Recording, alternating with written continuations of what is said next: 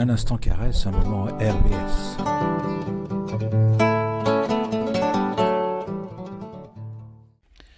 Bonjour à tous nos auditeurs et à toutes nos auditrices de Strasbourg, du monde et de tout l'univers. Vous êtes bien sur RBS 91.9, on est dans le cadre des émissions de la caresse.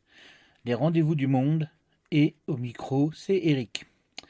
Alors, comme nous commençons à en avoir l'habitude, un grand méchant virus rôde dans le monde en ce moment, et celui-ci nous impose des conditions d'enregistrement inhabituelles et précaires.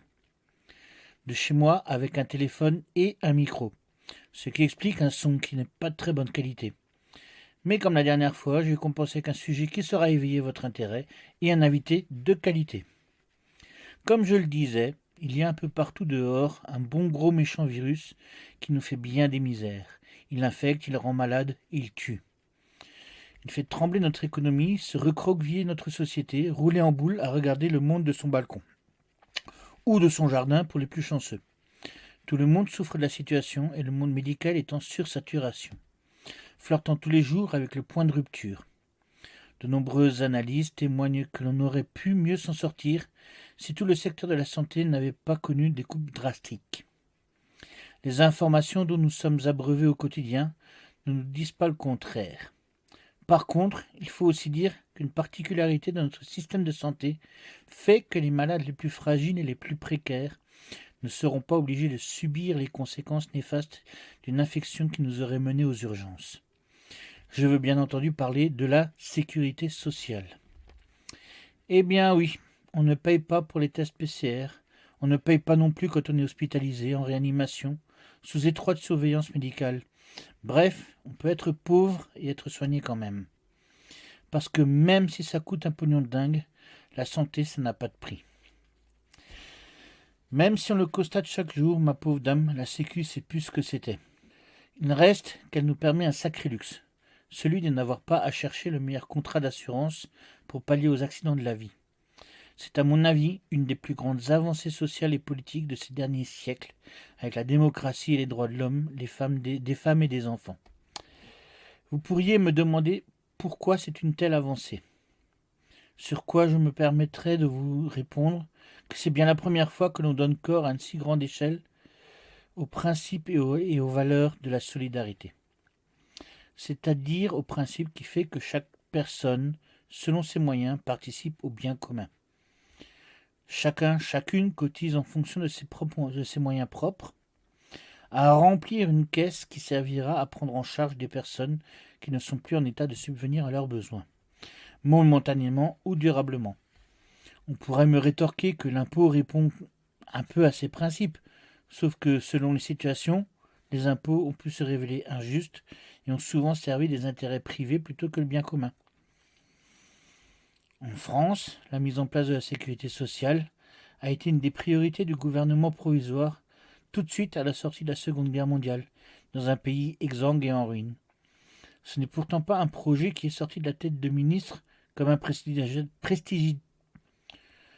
Ce n'est pourtant pas un projet qui est sorti de la tête de ministre comme un prestidigitateur sort un lapin de son chapeau. Il y a déjà eu des précédents sur les territoires. L'idée est de reprendre le modèle, de l'adapter à tout le monde, quelles que soient leurs origines ou leurs extractions. Un de ces précédents, c'est l'Alsace-Moselle. Avant d'en dire plus, il me faut vous expliquer que globalement, il y a 3 systèmes pour payer les soins de maladie. Le premier, c'est de ce pays d'assurance. Le deuxième, c'est celui de la sécurité sociale. Et le troisième, c'est de sortir les sous de sa poche au fur et à mesure. Ces 3 systèmes ont même été baptisés. Le premier, c'est le système beveridgien, du nom d'un ministre anglais. Le troisième, c'est le bibimien, du nom que je me donne. Et le deuxième, c'est le bismarckien, du nom d'un chancelier de l'Empire allemand. Et c'est bien le gouvernement de Bismarck qui a mis en place un premier système de sécurité sociale en Allemagne, entre 1870 et 1918, sous la pression populaire, bien entendu. Mais si les choses semblent bien simples comme ça, la sécurité sociale, c'est bien plus qu'une caisse, c'est tout un projet de société. Un point de départ pour un monde meilleur, c'est un point d'un projet de société imaginé par le Conseil national de la résistance. Ce conseil qui s'est construit avant la libération de la France, pendant la guerre de 39-45. Un projet commun qui a permis de réunir toutes les volontés de lutter contre le fascisme et unir toutes les forces pour chasser l'occupant du territoire. Bref, tout un programme qui nécessiterait une émission tout entière. Pour l'heure, il va falloir que nous en apprenions un peu plus sur cette fameuse sécurité sociale. Et pour ce faire, j'ai invité M. Raymond Ruck. Bonjour M. Ruck, est-ce que vous pouvez vous présenter s'il vous plaît? Eh bien, je suis un homme qui va bientôt fêter ses 68 ans. Vu cette ancienneté, je suis bien sûr retraité, de l'enseignement professionnel pour être précis. J'ai appris le métier d'électricien des générations de jeunes sortant du collège. Dans cette étape de ma vie actuelle, je bénéficie de manière sensible de cette institution majeure de la sécurité sociale dans 2 domaines. Notamment celui de la santé où, comme tout un chacun, je peux contracter une maladie et le risque effectivement devient plus important à mon âge. En tant que retraité, je suis également libéré de l'obligation de travailler pour un employeur et puis je perçois une pension de retraite chaque mois pour subvenir à mes besoins.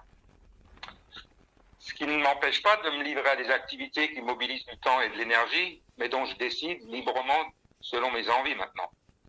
C'est ce que je fais par exemple en participant à cette émission radio et je voudrais d'ailleurs vous remercier de m'avoir invité pour parler d'un sujet qui me tient à cœur et j'espère que les auditeurs qui s'intéressent à leurs conditions de vie sont nombreux à écouter notre échange. Un mot concernant ma qualité ou compétence pour parler du thème de notre émission. Je suis membre du conseil d'administration du régime local d'assurance maladie d'Alsace-Moselle, fonction que j'exerce sur mandat de mon organisation syndicale, la CGT. Ce régime local est partie intégrante de la sécurité sociale. Dès le début de ma vie professionnelle, j'ai pris conscience de la nécessité pour le salarié de veiller à ses intérêts relativement à l'employeur au bénéfice duquel nous travaillons. Au risque de choquer certains, j'affirme que patrons et travailleurs ont des intérêts divergents. Il n'est pas besoin de sortir de l'ENA ou de Polytechnique pour comprendre que plus le salaire est élevé, moins le bénéfice ou le profit des propriétaires de l'entreprise est important. Pour rester dans le domaine qui nous importe aujourd'hui, la sécurité sociale tire ses ressources financières de cotisations sociales. Combien de fois n'entendons-nous pas les employeurs pester contre les charges que représentent ces cotisations et réclamer leur diminution si ce n'est leur disparition? Beaucoup de salariés utilisent d'ailleurs aussi ce terme de charge, jouant ainsi, sans le vouloir tellement, c'est intégré dans le discours dominant, contre leurs propres intérêts.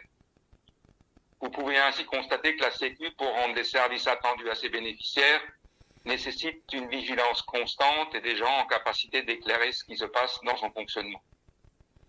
Et puis, pour le dire clairement, il faut des salariés organisés, c'est-à-dire syndiqués. D'ailleurs, sans l'existence de la CGT, la Sécu n'existerait pas, en tout cas, pas celle dont nous nous félicitons chaque jour d'être là pour nous aider à supporter les effets de la pandémie. Voilà, alors dans ma petite introduction, j'ai parlé de sécurité sociale et pas de CPAM. Ce qui m'amène à vous demander, c'est quoi exactement la sécurité sociale? Pour répondre à votre question, Eric, je vous propose d'imaginer ce qui serait passé depuis le déclenchement de la pandémie du Covid-19 sans l'existence de la sécurité sociale.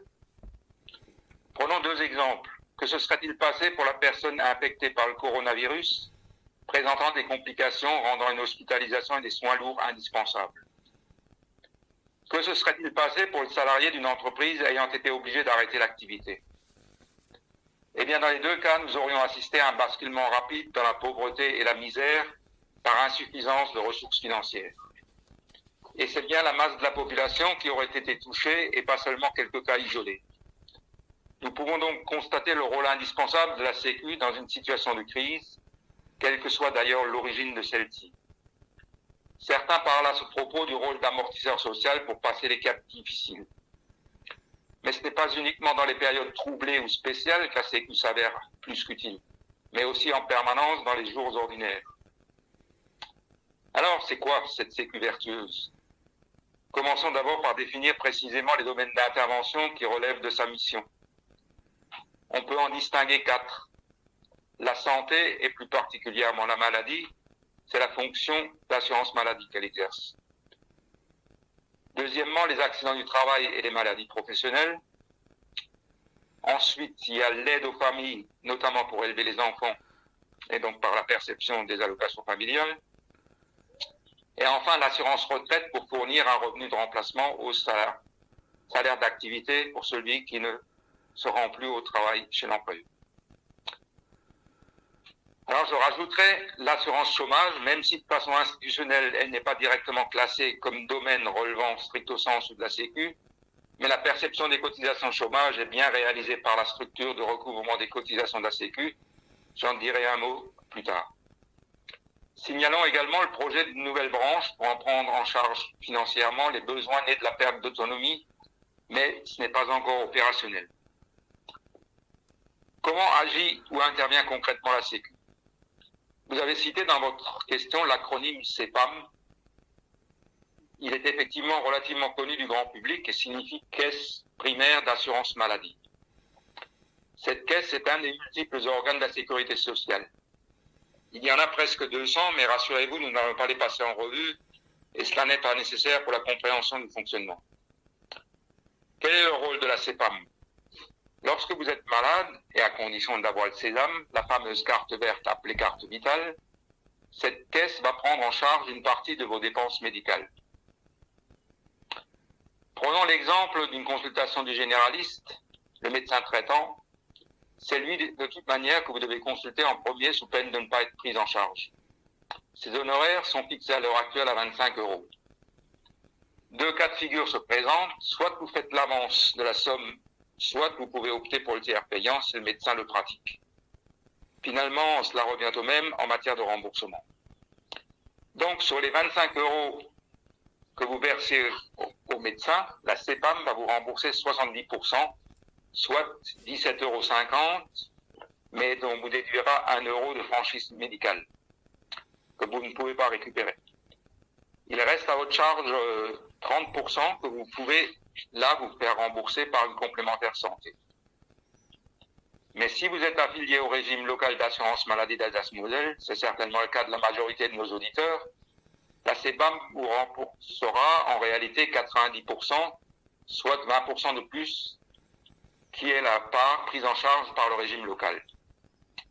La complémentaire santé, si vous en avez une, n'interviendra dans ce cas plus que pour 10%. Le processus que je viens de décrire s'applique à tous les frais de santé, hormis les domaines de l'optique, du dentaire et des prothèses auditives, où la part de la C n'est que symbolique. Un mot sur l'hôpital. Pour les affiliés au régime local, la prise en charge est complète, c'est-à-dire 100%, forfait hospitalier compris. La Sécu prend en charge à 100% pour un certain nombre de pathologies dites ALD, c'est-à-dire affections de longue durée, ce qui signifie maladie lourde, grave et chronique. Il s'agit d'un rapide survol destiné à comprendre le mécanisme de l'action ou de l'intervention de la Sécu dans le domaine de l'assurance maladie. Aller plus loin nous ferait sortir du temps imparti dans cette émission. Finalement, où se situe l'enjeu pour l'assuré social? C'est la hauteur du taux de prise en charge pour les différents soins et prestations dans le domaine de la santé. Or, le reste à charge réel, moyen après intervention des complémentaires, est d'environ 8%, tous soins confondus, ce qui signifie une limitation de l'accès aux soins pour une fraction non négligeable de la population. Le constat d'une médecine à plusieurs vitesses n'est pas contestable. En somme, heureusement que la Sécu existe, mais il reste du chemin à faire pour une véritable égalité de traitement, quelle que soit la situation financière individuelle.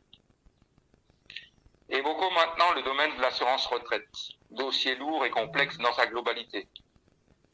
Je ne vais là aussi que décrire le mécanisme de base du régime général. Avant de parler un peu de technique, précisons tout de suite l'enjeu de la retraite. Il s'agit de savoir à quel âge on peut bénéficier des droits de baquet à sa guise sans la contrainte de l'emploi et de quel niveau de revenu on va disposer. De ce point de vue, la situation du passage à la retraite n'a fait que se dégrader depuis une trentaine d'années pour toutes les catégories sociales. Conséquence des multiples réformes menées par les gouvernements de droite, dont le premier fut Balladur en 1993. On peut reprocher au gouvernement de gauche de ne jamais avoir annulé les réformes régressives de la droite, alors que dans l'opposition, elle les critiquait. Alors, quelles sont les règles actuelles du régime général de la Sécu en matière de retraite? La condition pour pouvoir partir en retraite est en ce moment d'être âgé de 62 ans. Pour obtenir la retraite pleine, c'est-à-dire sans minoration du montant de la pension, il faut justifier d'une durée d'assurance de 43 ans. C'est-à-dire, dans la plupart des cas, d'une durée d'activité de ce niveau-là. Ensuite, il s'agit de calculer le montant de la pension. Pour cela, on procède à l'évaluation d'un salaire annuel moyen portant sur les 25 meilleures années. Le montant de la pension du régime général sera alors de 50% de ce salaire annuel moyen, qu'il faut diviser par 12 naturellement pour obtenir la valeur de la pension mensuelle. Cette somme est proratisée en fonction de la durée d'activité relevant du régime général, ce qui peut être le cas si vous avez travaillé comme fonctionnaire ou dans des secteurs relevant de régimes spéciaux. Ou alors si vous ne pouvez pas justifier d'une activité pendant certaines durées dans votre vie. Mais on rentre là déjà dans le domaine d'une complexité qu'il n'est pas possible d'exposer en peu de temps. Signalons aussi que si vous n'avez pas la durée d'activité nécessaire à 62 ans, on vous applique une minoration de 1,25% par trimestre manquant, ce qui peut devenir vite dissuasif et vous décidez d'un prolongement de votre activité jusqu'à 67 ans, âge en ce moment d'annulation de toute minoration. Dernier mot là-dessus, la réforme de la retraite voulue par Macron est suspendue momentanément pour cause de Covid, aggravera de nouveau la situation tant du point de vue de l'âge que du montant de la pension. Voilà, alors pour évoquer les autres domaines d'intervention des Sécu, j'estime qu'une autre émission serait nécessaire, sinon on va sortir du cadre du temps imparti. D'accord, mais de toute façon, l'idée, c'est surtout de parler des grandes idées qui sont à l'origine de la Sécu. Et du coup, pour parler de cette origine de la Sécu, une des questions, c'est pourquoi on a mis en place la sécurité sociale en Alsace-Moselle, et pareil, pourquoi on a mis en place la sécurité sociale en France. Bien, alors, stricto sensu, la sécurité sociale a été mise en place en même temps ou à brève échéance en Alsace-Moselle et dans la France entière. C'était en 1945 et l'Alsace-Moselle était de nouveau française et non plus sous souveraineté allemande. Encore qu'il faille absolument distinguer deux périodes de souveraineté allemande sur l'Alsace-Moselle, celle qui allait de 1871 à 1918 et celle de 1940 à 1945. La deuxième ayant été une souveraineté nazie imposée par la force et non reconnue internationalement, ce qui change considérablement les choses. Mais on peut aussi considérer que la sécurité sociale existait en Alsace-Moselle avant d'avoir été introduite en France en 1945. En effet, les assurances sociales allemandes sont créées dans la décennie 1880 et donc appliquées en Alsace-Moselle, car à ce moment-là, les trois départements frontaliers de l'Est étaient intégrés à l'Empire allemand sous un terme qu'on appelait Reichsland, c'est-à-dire terre d'empire ou pays d'empire. Le chancelier de cet empire, Bismarck, a jugé utile de prendre des mesures sociales en faveur des ouvriers car leur exploitation féroce par leurs patrons conduisait chaque année en nombre grandissant à accorder leur suffrage au Parti social-démocrate allemand. La bonté d'âme n'avait rien à voir dans la motivation de Bismarck. C'était un savant calcul politique. Ce calcul un peu hypocrite ne se vérifiera pas.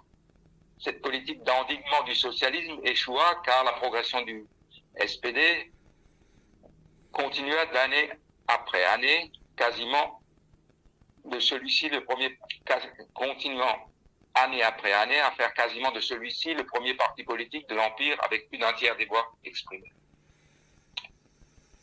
Néanmoins, ces lois sociales furent bien appliquées et c'était une première mondiale. Vous avez parlé de système bismarckien dans votre introduction, Eric. Eh bien, voilà la raison de cet adjectif. Le modèle de ces assurances sociales allemandes s'exporta dans d'autres pays avec des variantes. La principale caractéristique de ce modèle est le financement des prestations par des cotisations versées par les ouvriers d'une part et d'autre part par les employeurs. L'État lui-même n'a été que l'architecte du système et en garantit le bon fonctionnement par des règles législatives dont le caractère obligatoire notamment. La gestion des caisses est assurée par les financeurs en proportion de leur apport, c'est-à-dire que les ouvriers étaient par le biais de leurs organisations syndicales les vrais maîtres et décideurs des cotisations encaissées et des prestations servies. un effet que n'avait pas pensé ni prévu Bismarck.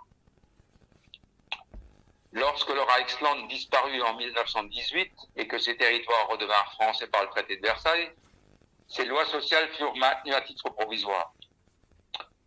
En fait, elles durèrent jusqu'en 1946, car la population alsacienne et mosellane y était très attachée et les syndicats et partis de gauche étaient combatifs et d'une force d'influence suffisante pour empêcher toute remise en cause.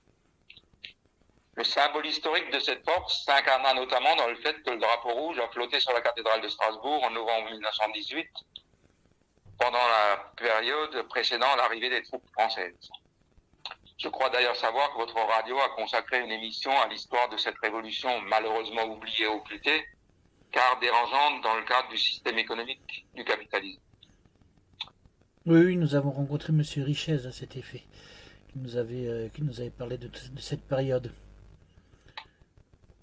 Voilà. Et donc, pendant cette période, les ouvriers et employés français n'étaient de loin pas couverts et protégés au même niveau. Il n'existait que des caisses mutuelles sans obligation d'adhésion ou des caisses d'entreprise.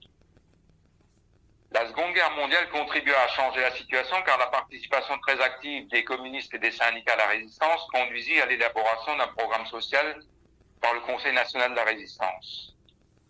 Ce programme inspira les décisions du gouvernement provisoire de la République en 1945. Et ce fut par une ordonnance de ce gouvernement que la sécurité sociale fut créée en octobre 1945. Donc en 1945, la France, elle était en ruine. Donc qui et comment ces personnes ont fait pour mettre en place la sécurité sociale pendant la durée du gouvernement provisoire, dire entre juin 1945 et octobre 1946. C'était une très courte période et donc du coup ça devait être il devait y avoir un sacré coup de fouet qui a été mis pour la mise en place. Oui, cela paraît rétrospectivement assez incroyable qu'une œuvre aussi colossale que la sécurité sociale ait pu se développer dans un pays meurtri et détruit en grande partie par les combats de la libération des nazis. Et pourtant, cela a été fait. Ce ne fut pas l'affaire de quelques personnes, mais bien un mouvement collectif appuyé sur un rapport de force issu de la lutte convergente dans la résistance. Du fait de la collaboration avec l'occupant nazi, d'une part notable des élites économiques, c'est-à-dire beaucoup de patrons, leur influence était momentanément affaiblie. Les partis de gauche, le PCF, la SFIO, disposaient d'une large majorité dans le pays. Mais ce n'était pas tout de prendre la décision, il fallait la mettre en œuvre et construire les fondations du système. L'histoire dominante d'aujourd'hui retient le nom de Pierre Laroque, qui fut le haut fonctionnaire en charge de ce dossier sur le temps long, sous différents ministères. Cependant, l'impulsion politique est plus redevable à Ambroise Croizat, ministre du Travail communiste et syndicaliste CGT Les Métaux. Il existe d'ailleurs une pétition récente qui demande la panthéonisation de cet homme pour services inestimables rendus à son pays. J'invite bien sûr à la soutenir et à la signer. Excusez-moi. Où est-ce qu'on peut trouver cette pétition, justement?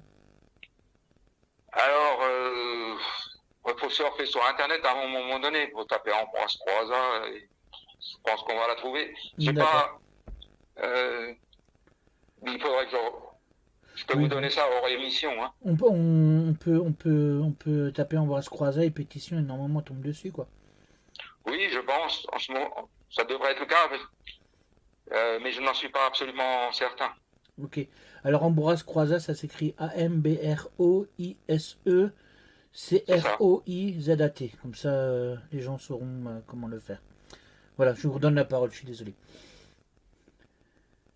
Donc, cette Ambroise Croizat sut mobiliser les militants syndicaux de la CGT. À cette époque, elle était l'organisation syndicale très largement dominante, qui s'investirent sans rechigner pour mettre en place les structures, les caisses et les diriger, tout en surmontant des obstacles de toute nature et aussi des oppositions politiques et idéologiques.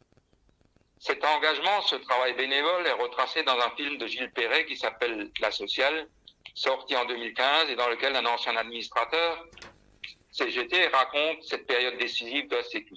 C'est à voir absolument. Donc en France, quel est le statut de la sécurité sociale et par qui et comment elle est gérée? Comment elle est administrée, la sécurité sociale?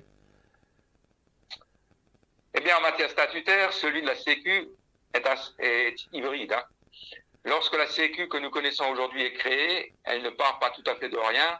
Elle reprend des structures de très nombreuses caisses de différentes sortes, déjà là où s'en inspire plus ou moins.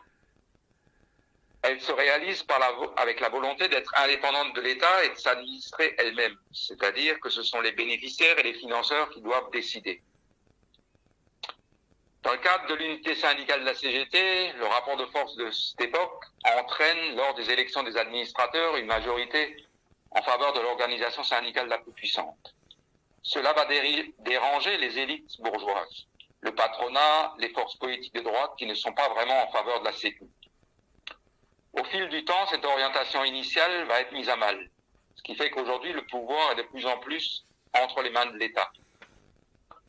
En gros, on trouve à la tête une tutelle dénommée Direction de la Sécurité sociale, directement rattachée au ministère en charge de la Sécu, aujourd'hui le ministère des Solidarités et de la Santé, mais également avec un lien avec d'autres ministères comme celui de l'économie et celui du travail. Et puis, à côté de la tutelle, on trouve les structures nationales de chaque branche de la Sécu. Donc, c'est la CNAM, la Caisse nationale d'assurance maladie, la branche accident du travail et maladie professionnelle, les allocations, la Caisse nationale d'allocation familiale et puis la Caisse nationale d'assurance vieillesse, ainsi que l'ACOS qui est la structure pour percevoir les cotisations. Donc, toutes ces structures ont un statut d'établissement public à caractère administratif. Et puis, en dessous, chaque branche a des structures locales. C'est par exemple les CEPAM qu'on a évoqué tout à l'heure, il y en a une par département, les CAF également par département, et les CARSAT qui sont les caisses d'assurance retraite et de santé au travail par région. Toutes ces caisses plus localisées sont des caisses de droit privé. Toutes les structures de la Sécu sont dotées d'un conseil d'administration dans lequel sont représentées les organisations syndicales représentatives des salariés ainsi que les organisations patronales. Mais la gestion effective aujourd'hui est aux mains des directions administratives de ces organismes et qui prennent leurs ordres à la direction de la sécurité sociale, donc la tutelle dont j'ai parlé tout à l'heure. Ce qui fait que nous sommes désormais loin de la gestion directe par les intéressés, c'est-à-dire d'une gestion véritablement démocratique.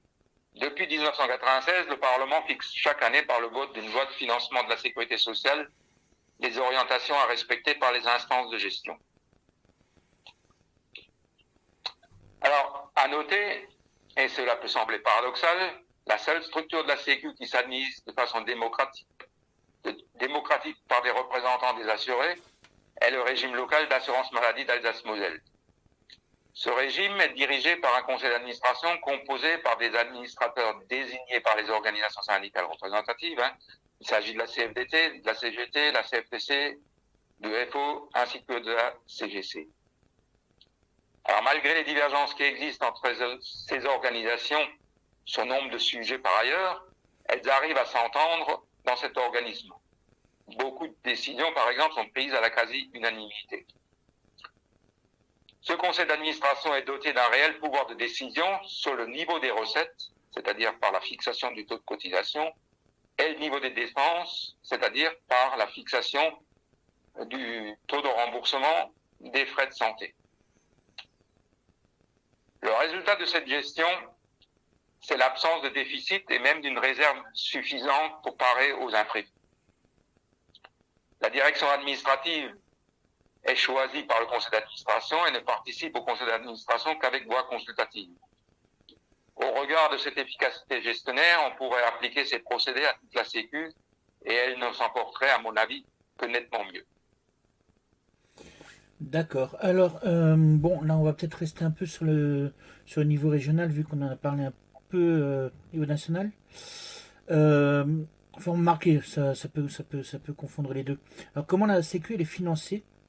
Du coup, on parle du choix d'une cotisation. Enfin, c'est plutôt une cotisation. Pourquoi plutôt une cotisation que l'impôt, en fait? Alors, donc, à l'origine, la Sécu était financée quasi exclusivement par la cotisation. Aujourd'hui, la part de l'impôt dans le financement global augmente et celle de la cotisation se réduit. ce mouvement va de pair avec la prise de contrôle étatique. Car de la cotisation découle le droit légitime de décider de ce qui est à nous, c'est-à-dire aux salariés. Il s'agit donc d'un enjeu hautement démocratique et d'une question d'efficacité, car l'exemple du régime local démontre à l'évidence que la gestion directe par les salariés est justement efficace. En fait, le problème de financement est lié à l'ajustement des recettes et des dépenses. Lorsque les besoins en prestations augmentent du fait de soins plus onéreux, le progrès médical peut générer des dépenses plus élevées, ou surtout du fait que la pyramide des âges se modifie en haut de cette pyramide, c'est-à-dire qu'il y a plus de personnes âgées susceptibles d'avoir une santé déclinante, il n'y a que deux solutions: augmenter les recettes ou rationner les soins. Le même raisonnement, on peut l'appliquer dans le domaine de la retraite, où l'augmentation du nombre de retraités exige un financement plus important, ou alors il faut réduire le niveau de la pension ou autoriser l'accès à la retraite à un âge plus tardif. En résumé, c'est ou une sécu qui se dégrade, ou on augmente les contributions au financement. J'ai une question aussi par rapport à ça, justement la question de la cotisation. Comme les cotisations, c'est des cotisations sur salaire. Et que quand on nous parle régulièrement de baisser les charges, entre guillemets, je dis bien charges entre guillemets parce que les charges c'est des cotisations, et que quand on parle de l'augmentation du chômage, est-ce que ça n'a pas aussi un impact sur le financement de la Sécu, tout ça? Alors, effectivement, c'est comme je l'ai dit à l'instant, ou bien on laisse la Sécu se dégrader, ou alors on augmente les contributions au financement, ce qui signifie augmenter les cotisations. Mais les cotisations viennent faut distinguer la part qui est prélevée directement sur ce qu'on appelle le salaire brut, qui est donc la part que verse le salarié lui-même, et puis la part qui est prélevée sur la valeur ajoutée dans l'entreprise. C'est-à-dire que, voilà, lorsque une entreprise vend des produits, elle rentre des finances, et puis à partir de là, elle fait des bénéfices. Et on prend une part de ces bénéfices-là et on les transforme en cotisation. Donc, voilà, ça c'est parfaitement possible. Alors, évidemment, dès l'instant qu'on élève les cotisations dans le cadre de la valeur ajoutée, ça fait moins de profit pour les actionnaires des entreprises. Ça, évidemment. Et c'est là où se trouve le nœud du problème. On a vu sur les médias, enfin, il paraît que les aides sociales, ça coûte un pognon de dingue. Et donc, du coup, qu'il est important de faire des économies pour que la sécurité sociale continue à exister. Est-ce qu'il est possible d'envisager les choses autrement pour continuer l'existence de la sécurité sociale? Alors, bien évidemment, ces propos émanent toujours de ceux qui ont justement du pognon et qui veulent faire peur aux gens afin de pouvoir préserver leur richesse d'un prélèvement supplémentaire. Faire des économies, selon leur point de vue, c'est réduire en fait le niveau des prestations de la Sécu. Accepter cette logique, ça peut être aller jusqu'à envisager la suppression de la Sécu, puisque il y a jamais de limite de ce point de vue-là. Donc, soyons extrêmement clairs, le financement de la Sécu par le biais des cotisations signifie prendre une partie de la rémunération salariale et de l'affecter à un fonds commun, puis de le redistribuer en fonction de situations bien précises que nous avons décrites tout à l'heure dans cette émission. C'est le principe de la répartition qui s'oppose à la capitalisation des cotisations. Donc, mais le salaire, c'est l'employeur qui le verse en contrepartie du travail fourni par le salarié. Discuter du niveau de la cotisation, c'est discuter du niveau du salaire. Dans la société actuelle, nous savons par expérience que l'employeur voudra toujours vous payer au niveau le plus bas possible pour augmenter son bénéfice. En somme, faire des économies à la Sécu, c'est faire baisser le salaire ou travailler plus pour le même salaire. La Sécu et son financement relèvent donc de la même bataille que celles qui sont menées dans les entreprises pour obtenir un niveau de rémunération qui permette une vie décente.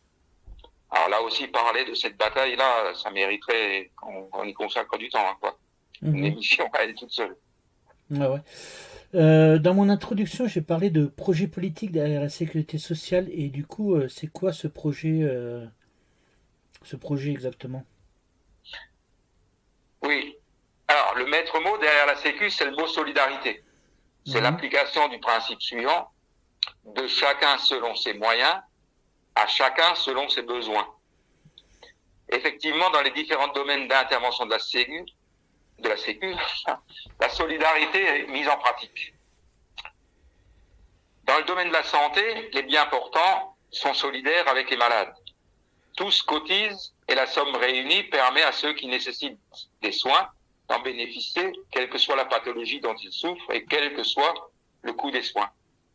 Il y a également la solidarité entre les salariés aisés et ceux qui ont des salaires modestes, car plus le salaire est élevé, plus le montant de la cotisation est élevé. Dans un autre domaine, celui de la retraite, les actifs sont solidaires des retraités, cela se nomme la solidarité intergénérationnelle. Bien évidemment, chaque génération bénéficiera à son tour de la solidarité des suivantes. Il y a également le caractère de l'universalité, ce qui implique que chaque individu résidant en France en bénéficie sans distinction de situation ni d'origine. Alors, ce projet politique de solidarité est présent dès le départ dans l'esprit des fondateurs, mais n'est malheureusement pas encore totalement appliqué. Il y a des trous dans la raquette, comme on dit.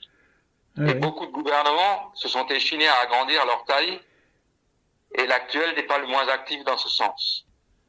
Un exemple de l'insuffisance de la solidarité, c'est que le remboursement des soins nécessite le recours à des complémentaires santé onéreuses. Oui, onéreuses, et j'en veux pour preuve que le régime local reverse pour 100 € encaissés au titre des cotisations, reverse 99 € de prestations. Il faut savoir qu'en moyenne, les complémentaires, elles, ne restituent que 70 € aux assurés sous forme de prestations à partir de 100 € encaissés. En outre, ces complémentaires n'appliquent pas le principe de la Sécu que j'ai cité à l'instant, de chacun selon ses moyens, chacun selon ses besoins, car elles pratiquent des cotisations forfaitaires et celles-ci augmentent dès que la taille de la famille augmente. Et puis le pompon là-dedans, c'est pour les retraités qui présentent, du fait de l'âge, des risques de contracter la maladie nettement supérieurs aux jeunes et payent donc des tarifs exorbitants. Oui, c'est aussi le principe. Il est de fait urgent de confier le remboursement des soins uniquement à la Sécu, ce qui supprimerait le caractère redondant du travail administratif entre la Sécu, branche maladie, et l'ensemble des complémentaires, et permettrait de réaliser des économies financières substantielles.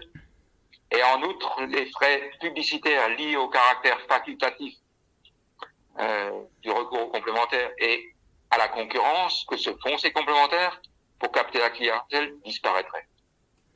Ce qui fait qu'aller au bout du projet politique, c'est faire en sorte que la Sécu devienne effectivement universelle, unique, solidaire et démocratique. D'accord. Du coup, là, on comprend un peu mieux, en fait, le fait que ce soit un communiste qui ait mis la sécurité sociale en place. Vu que quand on y réfléchit un tout petit peu, la sécurité sociale, elle rentre considérablement en concurrence avec les assurances. Tout un pan des secteurs des assurances. Et je distingue même encore je fais une distinction entre les mutuelles et les assurances, parce que les mutuelles, c'est souvent il y a plus l'idée de la mise en commun des fonds, alors que les assurances, c'est vraiment une privatisation des fonds.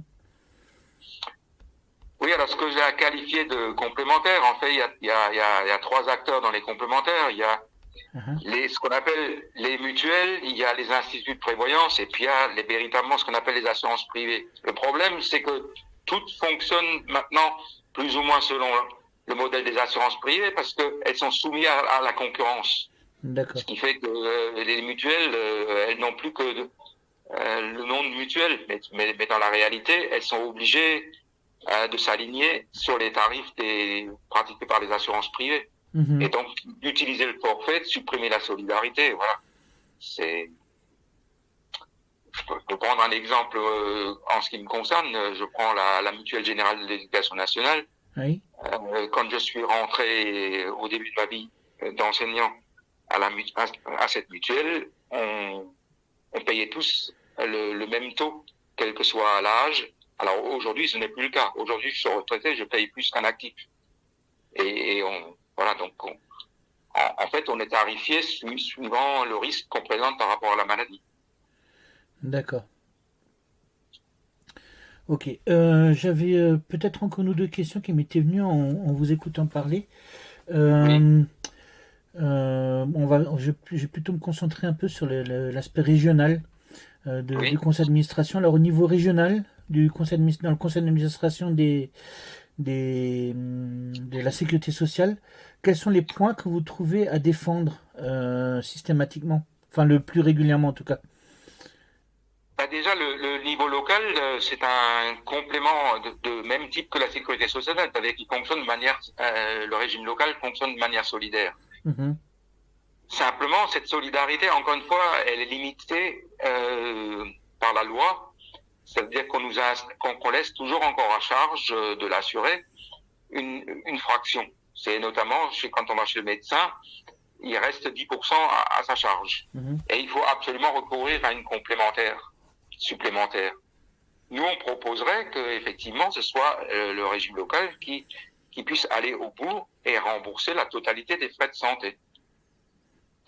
Mais on a en face de nous des gens qui nous disent mais vous ne pouvez pas bouger parce que il vous faut l'accord du gouvernement et de l'Assemblée nationale.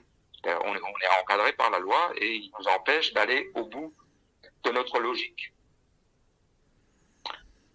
Alors, pour gagner cette bataille, il nous faudrait absolument être très largement soutenu par ceux qui bénéficient du régime local. Hein. Ça fait 2,1 millions d'habitants en Alsace et en Moselle. Mhm.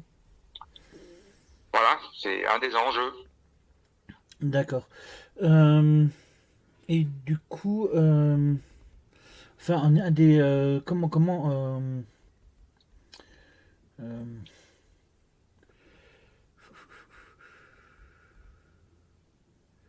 oui, je voulais encore revenir sur une question, sur la question d'élection des administrateurs. Comment ça se passe? Comment c'est géré? Est-ce que ces élections se font plutôt au niveau des employeurs ou dans les syndicats? Comment ça se Alors, passe? les administrateurs des organismes de la sécurité sociale sont désignés soit par les organisations syndicales de salariés, soit Mhm. par les organisations syndicales patronales. D'accord. Il y a plus d'élections. Il y a eu des élections à deux périodes historiques. Mhm. C'est tout de suite après la mise en place de la Sécu en 1945. Et puis, très très rapidement, on a laissé tomber les élections. Il y a eu une deuxième série d'élections qui se sont déroulées en 1983 ou 84, je ne peux être plus précis sur la date, mais c'était sous le premier septennat de François Mitterrand. Mhm. Et puis après, on a de nouveau laissé tomber, ce qui fait qu'aujourd'hui, il n'y a pas d'élection à proprement parler de la Sécu pour désigner les représentants des organisations syndicales. Alors, comment est-ce qu'on attribue les sièges? C'est sur la base de la représentativité, c'est-à-dire il y a bien des élections qui se déroulent dans les entreprises, mais ces élections-là servent à désigner les membres des conseils d'entreprise, quoi. D'accord. Aujourd'hui, les fameux CSE Mhm. qui ont été mis en place récemment, auparavant on appelait ça un comité d'entreprise. Donc ces élections-là servent à mesurer la représentativité des organisations syndicales. Et à partir de là, on calcule combien de sièges dispose chaque organisation dans les différentes caisses de sécurité sociale. Et c'est pareil pour le régime local d'assurance maladie. D'accord. Ok. Euh, Papapam. Est-ce que vous auriez un message à envoyer à nos auditeurs pour défendre la sécurité sociale? Oui, alors on approche de la fin de l'émission, donc Oui, oui. on ne peut pas tout raconter et tout dire en une heure. Mais j'aimerais surtout insister sur le fait que la Sécu est une institution qui bénéficie à l'immense majorité de la population qui, sans cette sécurité sociale, vivrait encore plus mal dans notre système économique, le capitalisme. Mhm. Alors, cette correction des injustices et inégalités reste cependant insupportable au camp du libéralisme économique, qui veulent que tout passe par le marché capitaliste. Pour eux, il faudrait remplacer la Sécu par un système d'assurance privée qui dégage du profit. C'est pourquoi les salariés doivent absolument s'intéresser au fonctionnement de la Sécu et ne pas accepter les arguments fallacieux qu'on développe à ce sujet, notamment en évoquant le trou, le pognon de dingue, l'assistanat, et qui ne vise qu'à casser la Sécu. Mhm. Inversement, d'ailleurs, la Sécu est un moyen de démontrer que la société humaine n'a pas besoin de recourir au marché capitaliste pour fonctionner. C'est sur cette réflexion qui ouvre d'autres horizons que je terminerai mes réponses à vos questions, Eric. D'accord. Bien, je vous remercie d'avoir bien voulu répondre à ces questions-là. Parce que c'est vrai qu'on a à peine effleuré le sujet et que la sécurité sociale, c'est un sujet très large, très vaste et c'est vraiment un des droits essentiels qu'on devrait défendre et qu'on devrait tous connaître pour pouvoir mieux le défendre en fait. Parce que je pense personnellement que notre société souffre beaucoup du fait qu'on ne connaisse pas, qu'on ne sache pas exactement ce que c'est que la Sécu, qu'on ne connaisse pas, qu'on n'ait pas une idée qu'il y a un vrai projet politique derrière, qui fait qu'on ne cherche pas forcément à défendre ce truc-là, quoi. Mmh. Voilà. Eh bien voilà. Voilà, bien, je vous remercie. Notre émission touche donc à sa fin. Est-ce qu'il y a un point encore important que vous voulez encore ajouter pour conclure? Bon, en fait, non, c'est ce que j'avais dit tout à l'heure. Oui. Bien, je vous remercie. Je t'en prie, Eric. Au revoir. Au revoir. Bon, voilà, notre émission est terminée. Nous nous retrouverons donc la semaine prochaine avec les émissions de la Caresse, toujours sur RBS 91.9, à la découverte du monde, et à la semaine prochaine, chers auditeurs et chères auditrices. Avant de nous quitter, avant le générique de fin, je vous suggère une petite chanson qui a été écrite à l'époque par le comique troupier, Gaston Ouvrard. Je ne suis pas bien portant, mais je vais vous y faire écouter une reprise de Jean-Yann, c'est-à-dire une version vieillée de cette chanson. À la semaine prochaine.